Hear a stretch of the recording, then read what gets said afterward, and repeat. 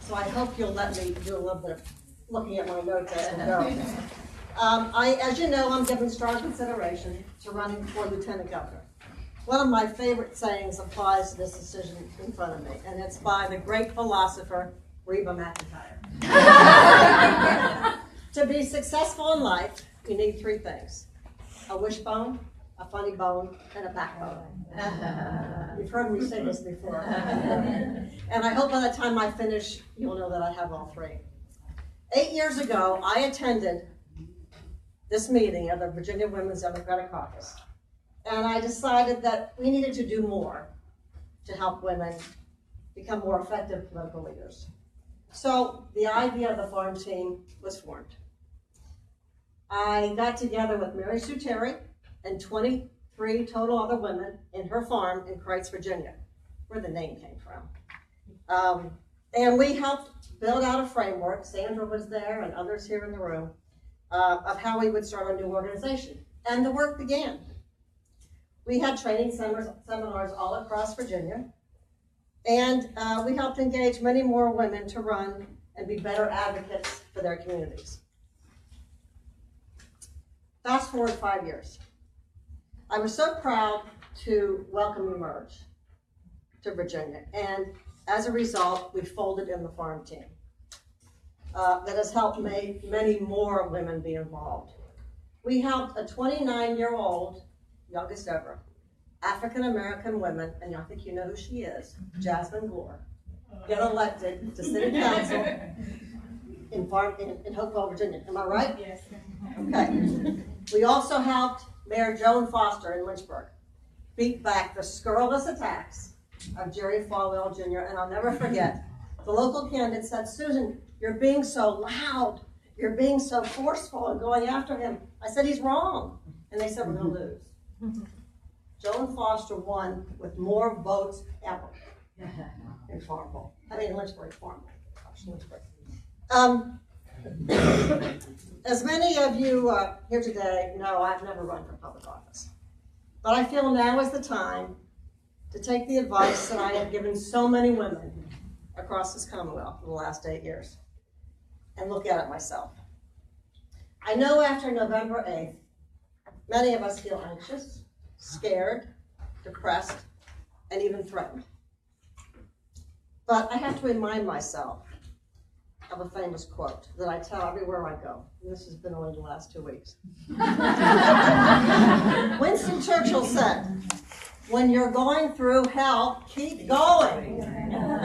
So that's what we have to do. For the last 25 years, I have been fighting for Virginians, working for Virginia businesses, advocating through the Virginia Tourism Corporation Board. I have worked with people in public service, like Chuck and Linda Robb, when I managed his re-election against Oliver North, who we beat back, thank goodness. I learned from them fairness and compassion and decency for all families. As Senator Joe Biden's chief of staff, I learned family first. And what does that mean? The family has the security, economic and otherwise, to be able to thrive and stay together. And I think I have the energy and the grit to fight for all Virginians, big and small, businesses big and small, to get the jobs that they need to move forward, because I am the eternal optimist. I have a great extended family, and we're not perfect. We've struggled with difficult challenges: elder care, unemployment, substance abuse, and mental health issues. And one thing I've learned is that life would be better for all of our families if we had greater economic opportunity and security in our Commonwealth. I'm sure you've noticed by now that I'm a strong Virginia woman who doesn't give in and doesn't give up the fight when someone's health, livelihood, or family safety are threatened. I know how to woo a Fortune 500 company, and I know when to bring down the hammer so that the Commonwealth will have the skills it needs to bring us all together. As a former member of NARAL Virginia, board member of NARAL Virginia, You can count on this woman to do everything in her power to ensure the rights to make your own decisions about your body. As a stepmother to a daughter who lost her life to addiction, you can count on this woman to do everything I can to help other families deal with children who have addictions. As a grandmother, you can count on this woman to ensure all children have access to the physical and mental health care that they deserve to prepare them to be a happy, productive adult. And as a woman in the workplace, you can count on me to do everything I can to ensure equal pay for equal work, a decent minimum wage, and to expand opportunities to help everyone achieve their dreams. And as a citizen of this Commonwealth, you can count on this woman to fight to ensure that all children have equal opportunity to equal education. And finally, if a woman shows leadership, which many of you are finding and are looking to maybe do, and fights for what she believes in, she gets called the stereotypical name, which, bitch, own it. Because that means you're fighting for what you believe in, and you're fighting for what you believe is right. Last year, on Mother's Day, my granddaughter celebrated the first time without her mother, who, of course, we lost to addiction 6 months before that. She posted a note along about a lesson that she learned from me. And you never know what kids are going to remember, what lessons they're going to learn from you.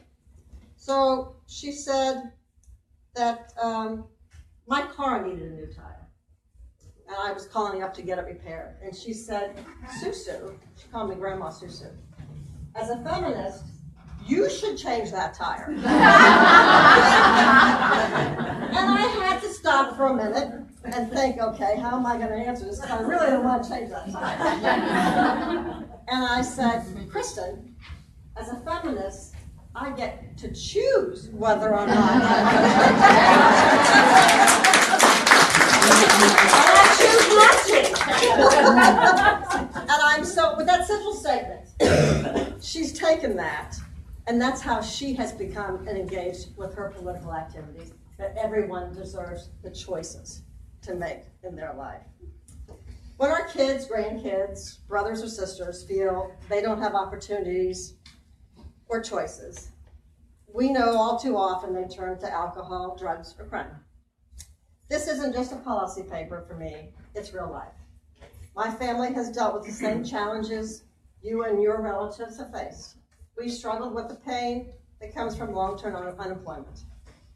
In closing, I will tell you there have been 40 lieutenant governors. 6 named John, 4 named James, 2 named Robert, 1 L. Douglas, 1 Ralph, no Mary, Louise, or Susan. Now, I'm not just saying that because I'm a woman. I believe, although it's time, I believe I have the grit and determination that I will bring to the job of lieutenant governor. And for that, I thank my father. My mother got ill and died when I was a young child. And that was hard for a young girl to understand. But my father was there. And he taught me that I could do anything I wanted because he did. He was one of 13 who grew up in the steel mills of Pittsburgh.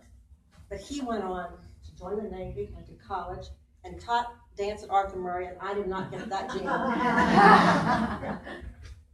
To become a mechanical engineer. He worked hard.